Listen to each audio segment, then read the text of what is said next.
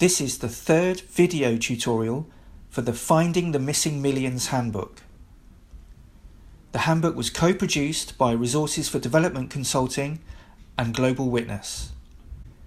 The handbook shows you how to use data on oil, gas and mining projects to hold governments and companies to account for important revenues from the extractive industries, such as taxes and royalties. The handbook includes 10 different methods for using extractives data. In this video, we're going to look at one of these methods: how to compare a company's payments over time. This test can help you find out if a company may have paid less than it should. It's important to remember, however, that on its own, this test will not be able to prove conclusively that a government lost revenues.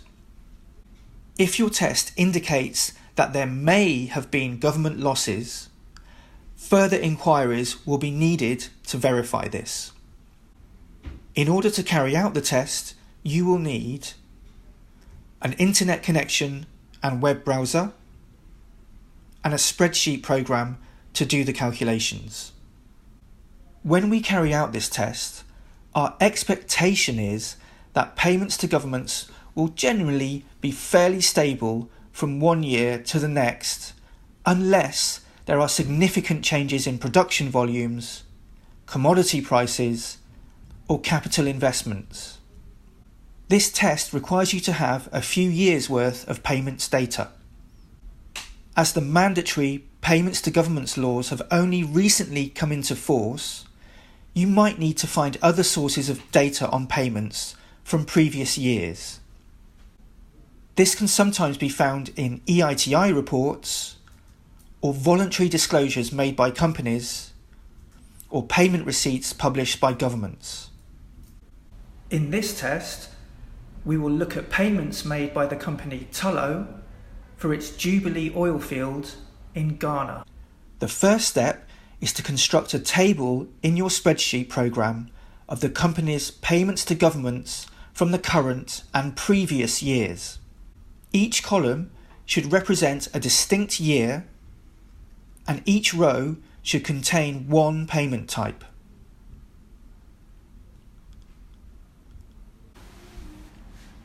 As we can see on screen, we take payment figures from Tullow's report and enter them into our table.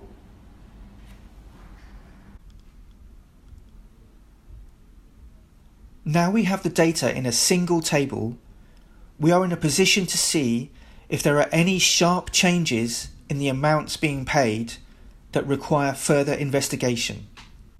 Sometimes you'll be able to see significant changes immediately just by looking at the numbers.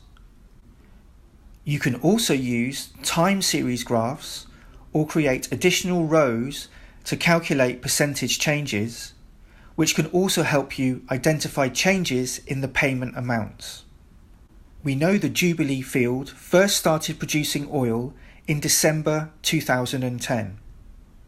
We can see that royalty payments increased significantly from 2011 to 2014.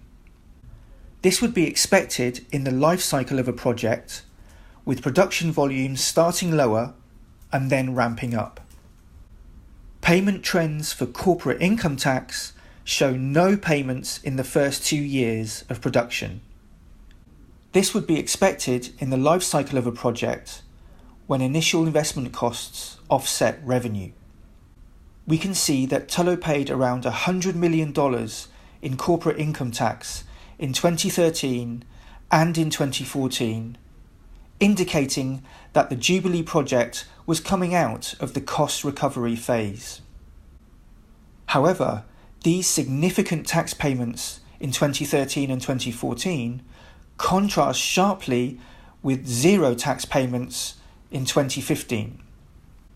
Further analysis by NRGI indicates that the zero tax contribution in 2015 was caused by a combination of lower oil prices and the effects of capital investments made by Tullow in neighbouring oil fields being used to offset profits generated by the Jubilee field. In correspondence with Global Witness, Tullow stated that the decline in corporate income tax payments for 2015 was partly due to some changes in the timing of tax payments for that year. Tullow also stated that it is not in dispute with the Ghanaian government in respect of this matter. For more information on this test and other examples of how to use data from oil, gas and mining projects, go to the Finding the Missing Millions webpage.